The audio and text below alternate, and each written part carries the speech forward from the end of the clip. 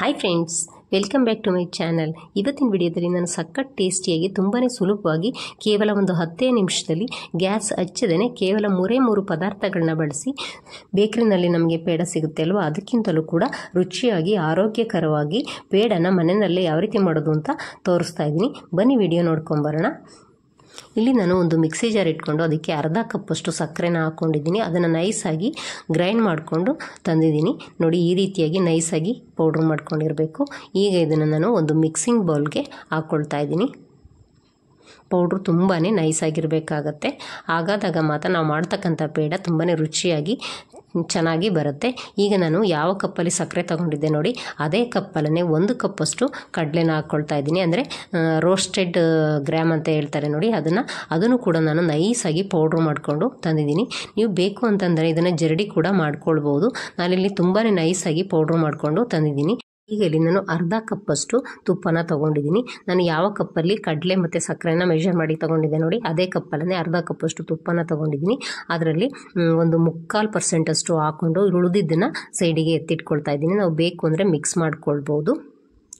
ಈಗ ತುಪ್ಪನ ಹಾಕಿದ ನಂತರ ಸಕ್ಕರೆ ಮತ್ತು ತುಪ್ಪ ಚೆನ್ನಾಗಿ ಮಿಕ್ಸ್ ಆಗೋ ರೀತಿ ಚೆನ್ನಾಗಿ ನಾವು ಈ ರೀತಿ ಮಿಕ್ಸ್ ಮಾಡ್ಕೊಳ್ಬೇಕು. ಎಲ್ಲವೂ ಕೂಡ ಬೇರೆಯೋ ರೀತಿ ಮಿಕ್ಸ್ ಮಾಡ್ಕೊಳ್ಬೇಕು. ನೋಡಿ, ಈ ರೀತಿ ನೈಸಾಗಿ ಮಿಕ್ಸ್ ಮಾಡ್ಕೊಳ್ಬೇಕಾಗತ್ತೆ. ನಾವು ಕೈಯಿಂದ ಕೂಡ ಮಿಕ್ಸ್ ಮಾಡ್ಕೊಳ್ಬೋದು.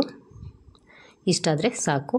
ಈಗ ನಾನು ಗ್ರೈಂಡ್ ಮಾಡಿ ಇಟ್ಕೊಂಡಿದ್ದೆ ಅಲ್ವಾ ನೈಸಾಗಿ, ಅಂದರೆ ಪೌಡ್ರ್ ಮಾಡಿ ಆ ಕಡಲೆ ಪುಡಿನ ಹಾಕ್ಕೊಳ್ತಾ ಇದ್ದೀನಿ. ಈಗ ಇದನ್ನು ಕೂಡ ಚೆನ್ನಾಗಿ ಇದ್ರ ಜೊತೆ ಮಿಕ್ಸ್ ಮಾಡ್ಕೊಳ್ಬೇಕು. ಸ್ವಲ್ಪನೂ ಗಂಟಿಲ್ಲದೆ ಇರೋ ರೀತಿ ಚೆನ್ನಾಗಿ ನೈಸಾಗಿ ನಾವು ಈ ರೀತಿ ಮಿಕ್ಸ್ ಮಾಡ್ಕೊಳ್ಬೇಕಾಗತ್ತೆ.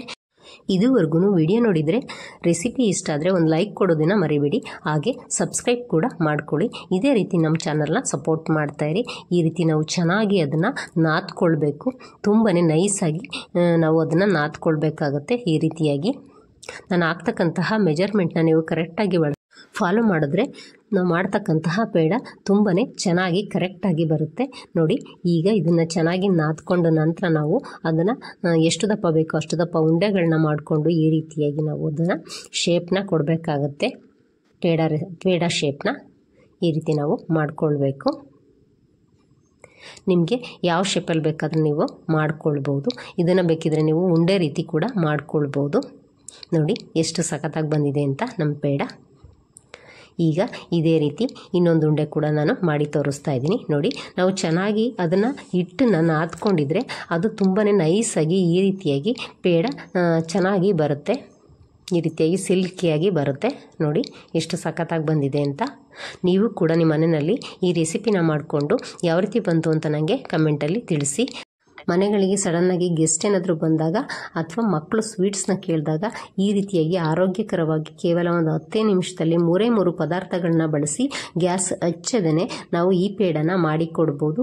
ನಾವು ಬೇಕರಿನಲ್ಲಿ ತುಂಬ ದುಡ್ಡು ಕೊಟ್ಟು ಈ ರೀತಿ ಸ್ವೀಟ್ಸ್ಗಳನ್ನ ತರೋದಕ್ಕಿಂತ ಮನೆಯಲ್ಲೇ ಇರ್ತಕ್ಕಂತಹ ಪದಾರ್ಥಗಳನ್ನ ಉಪಯೋಗಿಸ್ಕೊಂಡು ಈ ರೀತಿ ರುಚಿಯಾದಂತಹ ಪೇಡನ ಮನೆಯಲ್ಲೇ ಮಾಡಿಕೊಂಡ್ರೆ ಆರೋಗ್ಯಕ್ಕೂ ಕೂಡ ತುಂಬಾ ಒಳ್ಳೆಯದಲ್ವಾ.